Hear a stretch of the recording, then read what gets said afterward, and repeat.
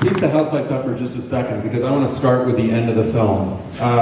Show of hands, how many people think he makes it? Okay, show of hands, how many think he doesn't? Is that the right outcome? That's about a 50-50 split? It is, actually. It's the end of the movie when that sort of white comes up.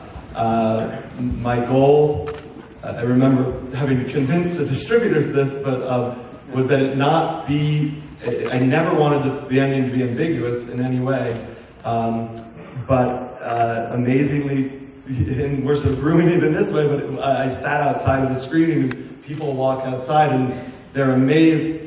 They say things, to their friend that they came and saw the movie with, they'll be like, well, when he, dies, it's just, and then the other person's like, what the heck are you talking about? That's, at that point, the audience hopefully has been brought into the story and brought into his tale, so that, to me, that tells me a lot about you when I hear how people think it ends. But I didn't want it to be ambiguous. I want you to, have. So even if you disagree, that you believe 100% in what your outcome is? Yeah, exactly. It's your movie at that point. And was it also critical that your actor had all of his lines memorized when production started? It was embarrassing that one day where he couldn't get I'm like, SOS.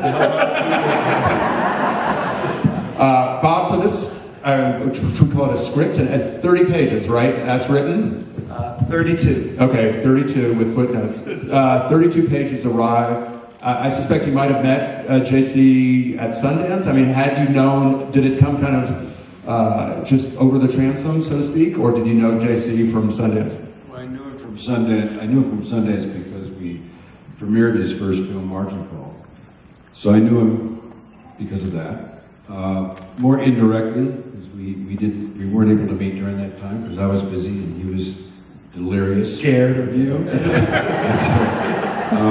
And then it came very quickly. JC can tell you from his end, but for me, I think probably people got enough of me this festival, but I'll just say this part, that I was looking to return to how I started and just being an actor for hire. And he came to me with this project, and it had all of these bold strokes to it, no dialogue, a particular vision that was his and his alone.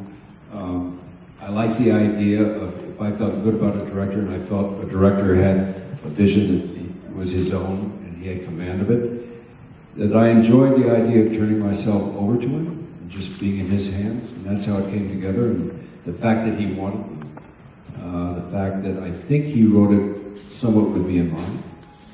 In terms of the ending, what I like what JC is saying, that it's not ambiguous, because whether you're for or against, you're completely for or completely against.